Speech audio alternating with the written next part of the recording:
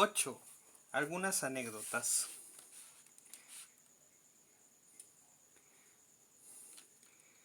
Permanecer durante todo el verano y parte del otoño.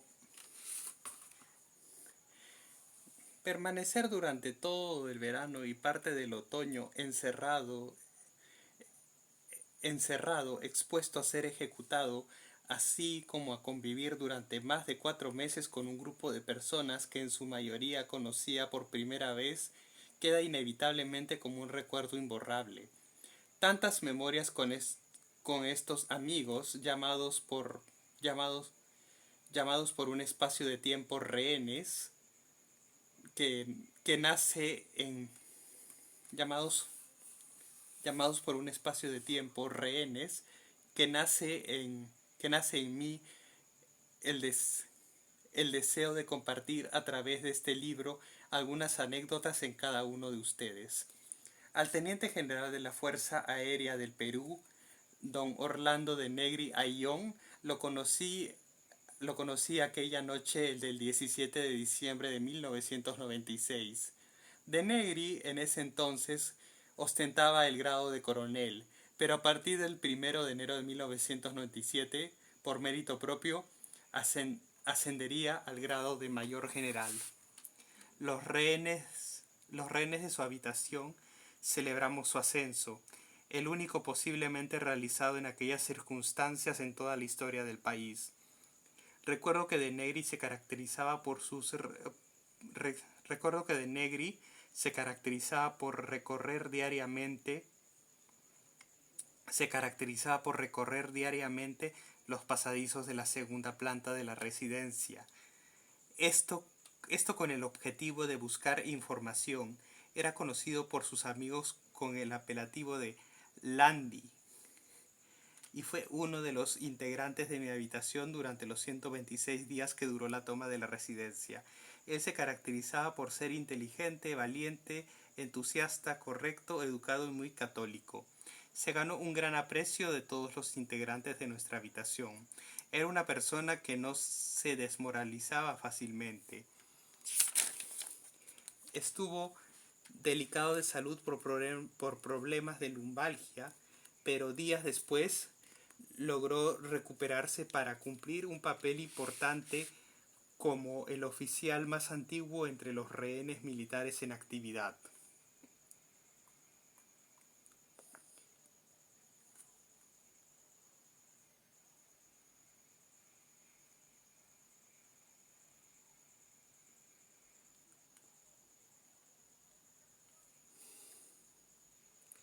Los primeros días del mes de enero indagamos con el general de Negri sobre la existencia de la llave del candado que aseguraba la reja metálica de la ventana de nuestra habitación. Requeríamos tenerla en nuestro poder, ya que si había una operación militar, intentaríamos apoyar desde el interior con la neutralización de los terroristas que podrían encontrarse en la segunda planta. Dominada toda esa planta, algunos de los militares saltaríamos por la ventana hacia el exterior de la primera planta, donde estaban ubicados los jardines. Desde esta última posición se abriría fuego contra los terroristas con las armas y granadas obtenidas de los subversivos que previamente habíamos neutralizado de la segunda planta para facilitar así el ingreso de los comandos. En esa oportunidad conversamos con un rehén japonés de nombre Akihisa Ogiyama. Esta persona era de la seguridad y confianza del embajador del Japón. Hablaba bien el español y se compenetró desde un inicio con nosotros. Siempre nos apoyaba con algún requerimiento que le solicitábamos y así fue como nos entregó la llave de las rejas de la ventana de nuestra habitación. Después de verificar que efectivamente abría el seguro del candado, procedí a guardarlo dentro de mi bolsillo. A partir de ese momento me encargaría de tener la llave y guardarla celosamente. Ese mismo día, en horas de la tarde, uno de los rehenes de mi habitación trató de persuadirme para escaparnos por esa misma ventana. Nunca supe cómo se enteró que yo guardaba la llave de esas rejas. Fue tanto su ruego para escaparnos que le respondí tajantemente: esa llave no es para lo que usted quiere, esa llave está destinada para otro uso. A lo que me respondió con un gran tono de desesperación: Roberto, nuestra familia nos espera, ¿qué nos interesa el resto? Ese día me sentí decepcionado de aquel rehén por la forma como me insistía para que le entregara la llave. Después de esa conversación nunca más volvió a pedírmela. En nuestra habitación había un rehén que se caracterizaba por hacerse fácilmente amigo de todos, inclusive de los terroristas, de forma estratégica. Me refiero al comandante de la Marina, Alberto Heredia. Cuando una ración de almuerzo o gaseosa de nuestra habitación no era consumida, la primera reacción de Heredia era ofrecérselo a algún terrorista que se encontraba cerca de nosotros. Ese gesto Ese gesto me molestaba y lo criticaba abiertamente en presencia de todos los compañeros de la habitación. Consideraba que no deberíamos tener ninguna contemplación con nuestros captores. Con el tiempo comprendería la estrategia aplicada por Heredia. Su objetivo era ganarse la confianza de los terroristas para conseguir información. Esto dio buenos resultados porque logró obtener datos importantes requeridos por el servicio de inteligencia, en especial sobre la ubicación de los puestos de vigilancia, en especial sobre la ubicación de los puestos de vigilancia que cubrían los terroristas durante los turnos de guardia, principalmente en horas de la noche, asimismo del armamento y explosivos que disponían como reserva y la frecuencia de la radio con la que se comunicaban Serpa Cartolini con terroristas del exterior de la residencia. En una ocasión, el comandante Heredia me enseñó una granada que había sustraído del almacén de reserva a los terroristas. Esto me causó sorpresa por su destreza para realizar aquella acción tan riesgosa. Él sabía dónde guardaba el lanzagranadas antitanque RPG.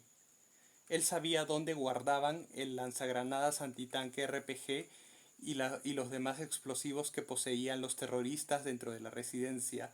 La noche que estos tomaron la residencia, Heredia estuvo a unos metros de escaparse por la puerta de la cocina que daba al exterior. Sin embargo, cuando estaba saliendo por esa puerta fue interceptado por el terrorista llamado Salvador, quien lo sorprendió y le colocó el cañón de su fusil en la boca, lo que significó que estuvo muy cerca de ser ejecutado en esos instantes. Cuando los terroristas reubicaron a los rehenes de las Fuerzas Armadas y algunos de la policía a la habitación de los vocales supremos, uno de los más afectados fue el comandante de la Marina, Carlos Dalorto.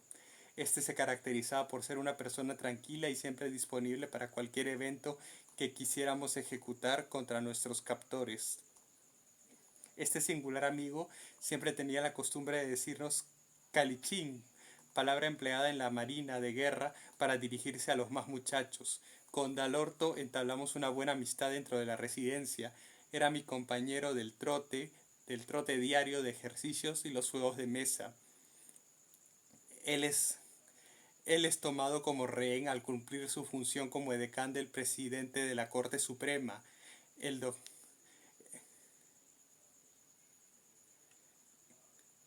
el doctor presidente de la Corte Suprema, el doctor Moisés Pantoja.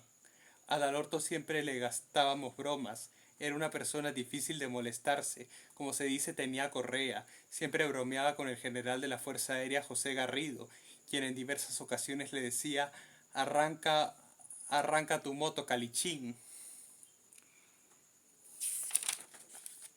En las noches, al acostarnos en el piso, previa tendida de colchones y frazadas, observábamos cómo el doctor Pantoja preparaba su cama. Rápidamente aprovechamos la situación para bromearle: oye, Calichín, ayuda al doctor Pantoja a tender su cama, tú eres su edecán. Para eso el doctor te ha traído como rehén. Todos nos reíamos. Otras veces, cuando nuestro amigo se sentaba en el único sillón de la habitación y el doctor y el doctor Pantoja, después de su caminata por el pasadizo central, ingresaba a nuestra habitación, salía la broma. Calichín, cédele el asiento al doctor Pantoja, tú eres su edecán. Dalorto solo atinaba a voltearnos la mirada y ponerse de pie en forma sumisa sin dejar de sonreír. Había un representante de la Cruz Roja que se identificaba bastante con nuestra habitación. Su padre había sido oficial del ejército en su país. Al parecer no era tan partidario de nuestros captores, pues siempre que nosotros le pedíamos algún encargo personal, se desvivía por cumplirlo. Cuando ya estábamos más de 2 meses en la residencia y teníamos comunicación con el servicio de inteligencia, me encontraba preocupado porque ya había empezado a emplear la batería del Viper que tenía como reserva y desconocía cuánto de carga me quedaba.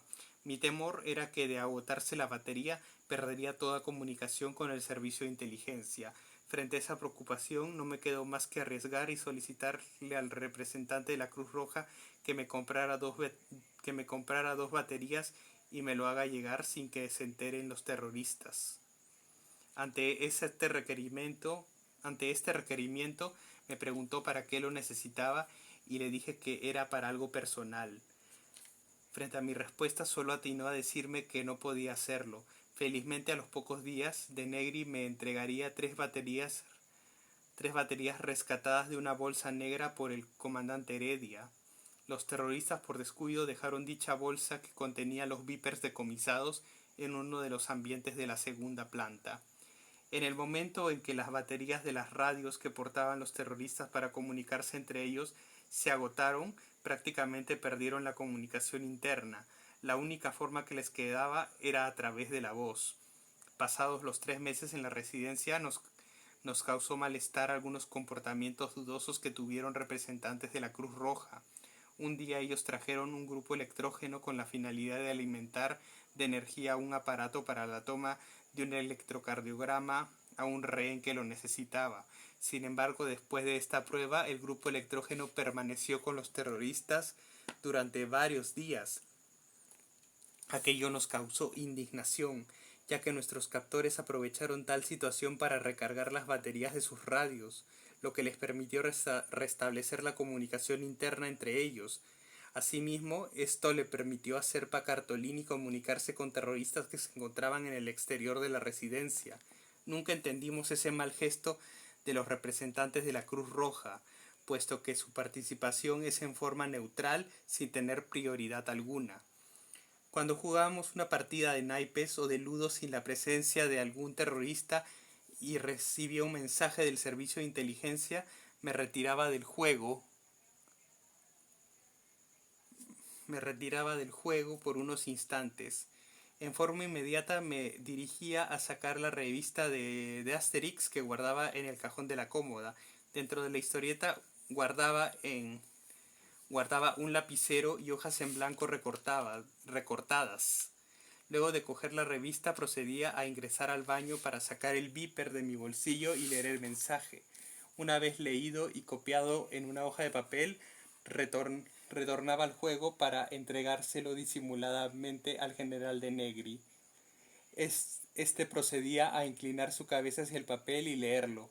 Posteriormente se ponía de pie y se disculpaba por unos momentos de los que participábamos en el juego.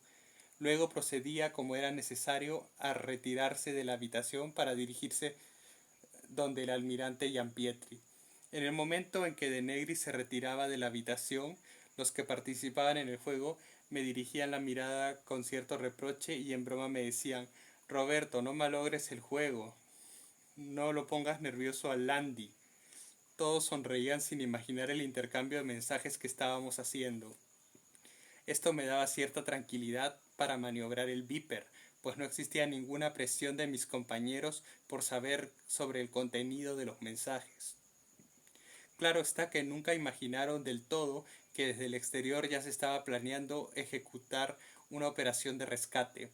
Con respecto al canciller Francisco Tudela, este se caracterizaba por ser una persona culta, de buen carácter e inteligente. Era considerado por los terroristas como el principal rehén para ser ejecutado. Durante los primeros días de la toma de la residencia fue amenazado y maltratado psicológicamente en repetidas oportunidades, en especial por Serpa Cartolini. A medida que corrían los días, se ganó el respeto a tal punto que, en algunos casos, cuando se producía un conflicto entre el gobierno y los terroristas, Serpa Cartolini le consultaba al canciller sobre su opinión.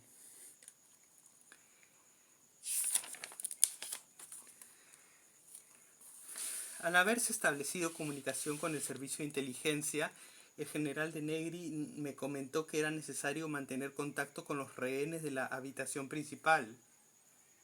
La finalidad era alertarlos en el caso de que el gobierno decidiera ejecutar una operación de rescate en horas de la madrugada. El sector donde me correspondía descansar en horas de la noche estaba ubicado al costado de una puerta blindada que separaba nuestra habitación con el de las principales autoridades. Al otro lado de la puerta descansaba el canciller Tudela. Esta habitación nos permitía establecer una comunicación diaria, sobre todo en horas de la noche. Para ello, a partir de las 9 de la noche hasta las 7 de la mañana del día siguiente, se creó un código de comunicación y una forma de alerta con el canciller Tudela. El primero consistía en dar 3 golpes a la puerta blindada a las 9 de la noche. Ante este aviso, el canciller debía responder de la misma manera y en forma inmediata. El segundo se basaba en una soguilla que le pasaba al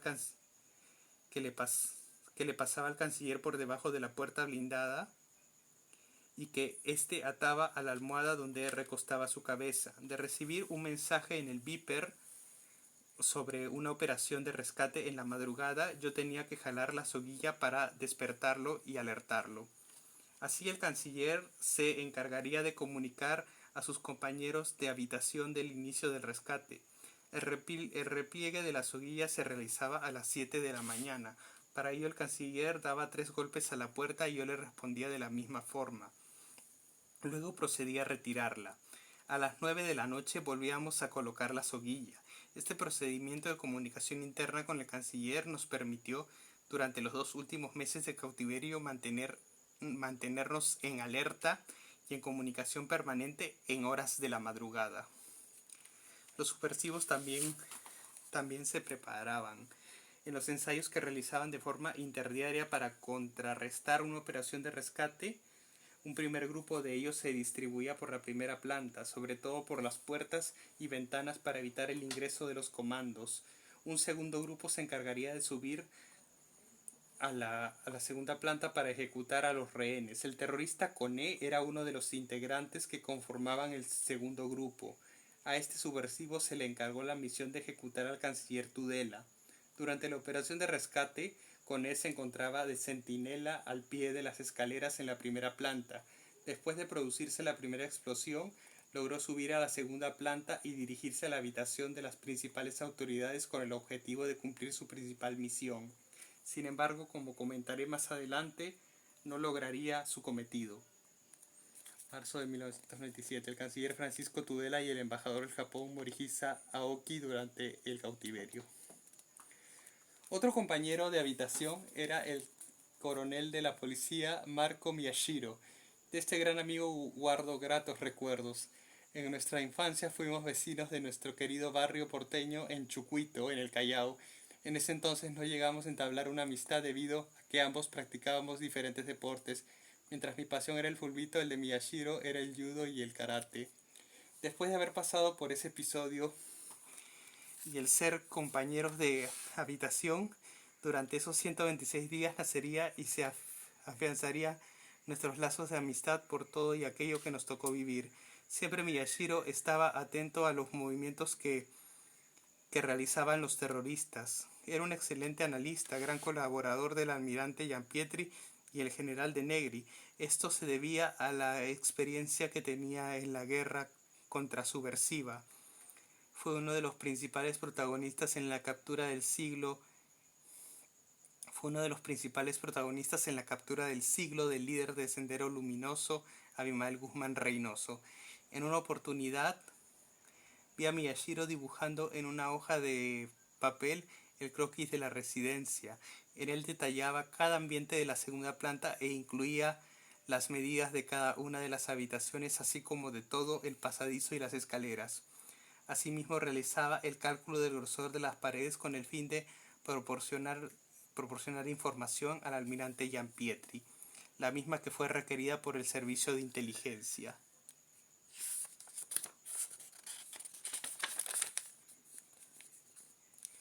En una ocasión, los rehenes de la habitación conversábamos sobre la necesidad de estar entrenados en artes marciales para estar en condiciones de neutralizar a los terroristas en el caso de una operación de rescate. Por la referencia que yo tenía de Miyashiro de ser especialista en artes marciales, consideré que era la persona ideal para entrenarnos. Le solicitamos que nos enseñara algunas llaves de defensa personal, lo cual aceptó. Así programó un primer ensayo ese mismo día en horas de la tarde. Una vez llegada la hora, iniciamos la formación haciendo una circunferencia en nuestra habitación. Miyashiro se ubicó en el centro de nosotros para iniciar la clase. Este solicitó un voluntario para ensayar una llave de defensa personal. El comandante Heredia se ofreció para ello y después de colocarse frente al instructor, Miyashiro le aplicó una llave que lo hizo volar y darse contra la pared como si fuera un costal de papas. Heredia quedó adolorido. El instructor, con la seriedad que lo caracterizaba, solicitó otro voluntario para mostrarnos la segunda llave. Al ver que nadie se ofrecía como voluntario, dio por concluida la clase. En esos momentos solo nos quedó agradecerle por la clase impartida y comentarle que nos sentíamos suficientemente entrenados. Días después le pregunté a Heredia cómo se sentía. Él, con un tono convaleciente y quejoso, solo consiguió decirme: Roberto, aún me duele el cuerpo, ese chino es muy tosco. En la habitación de los rehenes de las fuerzas policiales había un rehén que se caracterizaba por tener la habilidad. En la habitación de los rehenes de las fuerzas policiales había un rehén que se caracterizaba por tener la habilidad para fabricar lámparas que colocaba posteriormente en su habitación, lo que le hacía ser muy visitado por el resto de rehenes, quienes quedaban sorprendidos por su destreza. Me refiero al coronel de la policía Rómulo Ceballos. El coronel las fabricaba empleando botellas plastificadas, cartón y velas. En una oportunidad nos sorprendimos cuando Ceballos se había tomado la iniciativa de fabricar varias lámparas e instalarlas a la entrada de cada habitación de la segunda planta. Estas le daban un aspecto colonial, semejante a los restaurantes existentes en el Puente de los Suspiros en el distrito de Barranco. Días después, ante la presencia de roedores en nuestras habitaciones, en horas de la madrugada, Ceballos demostraría una vez más su gran pericia para fabricar todo con casi nada. Utilizó cajas de cartón simples para hacer trampas y cazar ratones. Eso dio buenos resultados, pues varios roedores fueron atrapados y nos alejó de posibles enfermedades como la peste bubónica.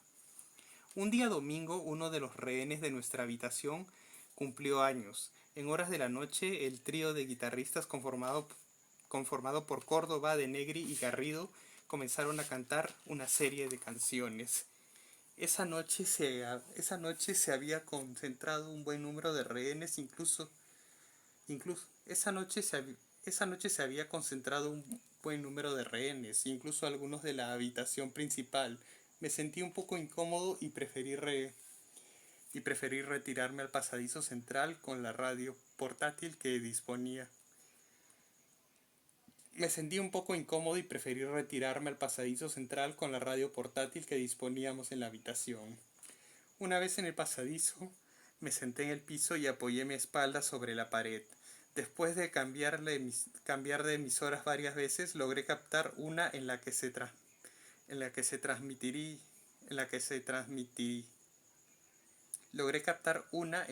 transmitiría el audio del programa televisivo Panorama del Canal 5.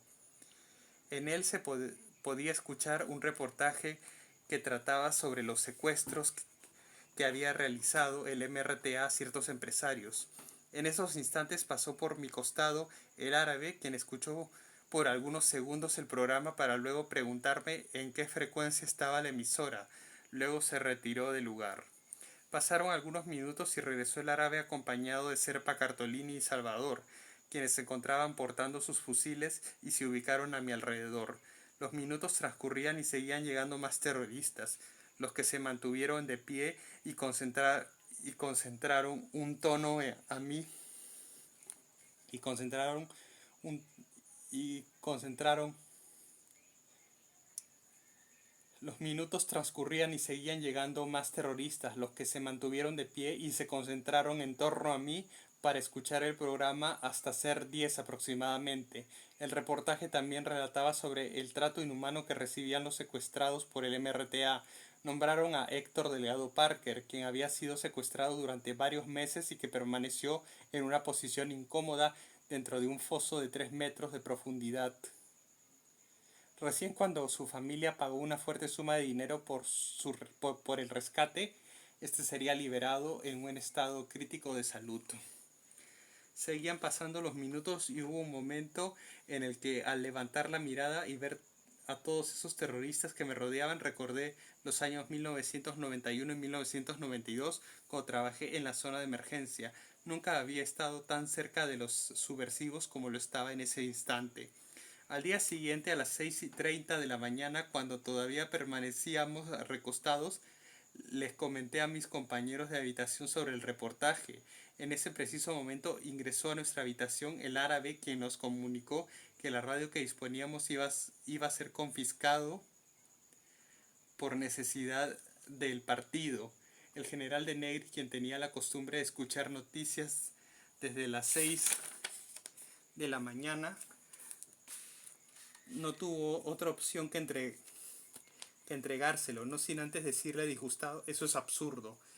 A fines del mes de marzo a las 11 de la mañana nos vimos sorprendidos cuando escuchamos a lo lejos una manifestación pública frente a la residencia del embajador. Era increíble, el pueblo peruano había salido en multitud a darnos su total apoyo y exigir nuestra libertad. Las iglesias no dejaban de hacerse notar tocando sus campanadas. La compañía de bomberos, a través de sus sirenas ubicadas a algunas cuadras de la residencia, se hicieron escuchar prolongadamente. Cuando nos acercamos a la ventana de nuestra habitación para observar qué sucedía, fue grande nuestra emoción al ver esa expresión de solidaridad de los ciudadanos ubicados en las ventanas de los edificios frente a la residencia. Estos portaban ollas y otros enseres que no dejaban de golpear insistentemente con sus cucharones u otros utensilios. Esos instantes fueron inolvidables para nosotros. Éramos testigos de cómo un país que había sufrido desde los años 80 por culpa del terrorismo se ponía de pie una vez más y manifestaba su protesta contra el terror. Aquella mañana fría brotó en cada uno de nosotros lágrimas de emoción, lágrimas de agradecimiento por ese gesto de respaldo de la ciudadanía. Nunca olvidaremos esos momentos tan emotivos de aquel día. Concentración de ciudadanos frente a la residencia del embajador del Japón con la finalidad de solidarizarse con los rehenes y exigir a los terroristas la pronta liberación de los cautivos.